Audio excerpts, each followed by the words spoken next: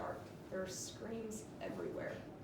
It's my first time ever being in a haunted house, and I get separated from my friends when a guy in a butcher mask jumps out at me, waving his knife around. When I finally dodge him and get outside, I don't know where my friends are. I'm all alone. It's freezing cold, so I'm shivering, clutching my shirt, and the first thing I hear is, "Hey baby, that's a nice ass."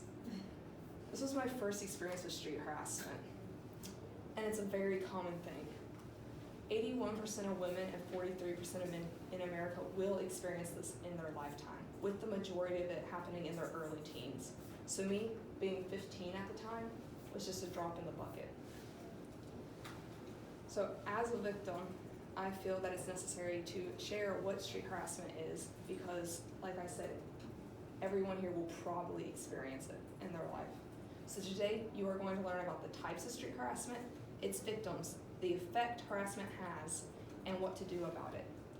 For starters, street harassment is defined as the unwelcome comments or contact of a sexual nature directed at a person in a public place, with the most common types being verbal comments, there's wolf whistling, inappropriate touching, which can lead up to sexual touching such as groping, excessive staring, and stalking. And this is a big issue. For many people, it makes them feel unsafe, possibly violated if you are touched, and it just creates a very unsafe environment to be in. The most common type is verbal sexual harassment, with 77% of women and 34% of men experience it in the survey taken by the New York Times. Very low on the list is sexual assault, but things can escalate. The most common victims are women, as most of street harassment is gender-based. That leaves women and female-identified individuals as the highest targets. But women report about the same level of harassment across all age and racial lines. However, there is one racial category that exceeds all others, and that is Hispanic men. Hispanic men, out of all men and racial categories, report the highest levels of street harassment. LGBTQ individuals also have high levels of harassment. However, theirs is not gender-based, but more out of homophobia. And according to Psychology Today, those who challenge gender roles will also have higher levels of harassment, such as if you have controversial opinions on topics such as abortion or feminism, you are more likely to become a target for stepping out of the status quo. Street harassment has very serious effects on people. The biggest one that it has is it limits access to public places. Like we mentioned earlier, if you are scared of things happening, so you like to avoid certain places or maybe don't go out at night, but it can force you to change your behavior.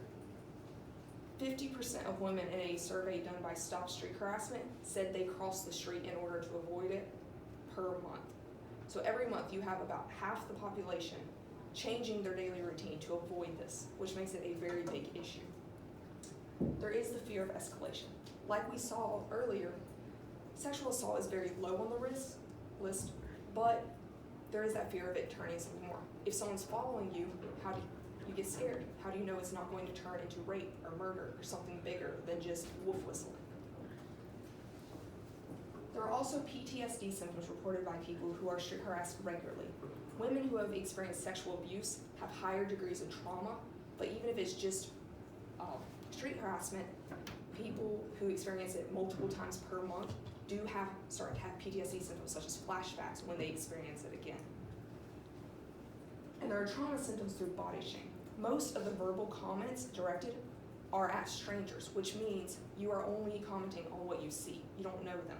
And that leads to higher feelings of body shaming and can lead to bigger health issues such as self-harm or eating disorders if you feel like it's not enough. So what can you do in these situations? There are no concrete answers because it's very hard to set laws defining street harassment. What counts as harassment for one person may be flirting for another. So you cannot invoke the law on such matters. But you can respect people's boundaries. If you see they're being uncomfortable or you're not sure about it, don't do it. Don't say it. And use your silence wisely on that point. If you think you're going to say something that might be taken as harassment, don't say it. But if you see someone being harassed, speak out. Don't just let them suffer. And give actual compliments. Most people think that they are giving compliments when it is often taken as harassment. Because most of the comments are on someone's appearance, you have to be careful. Give them a compliment that represents something they can control instead of something they can't. Like, don't comment on their weight or age or anything that could be taken as wrong. Instead, comment on something they chose for themselves, such as their hairstyle, their clothes, or a tattoo. Something that they like and they chose it to represent themselves. So today we talked about street harassment, its victims, the effect it has on them, and what to do in a situation.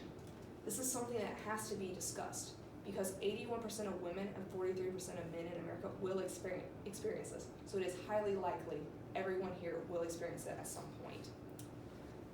So my challenge to you today is to give someone a real compliment. Go make them smile and tell them have a great day.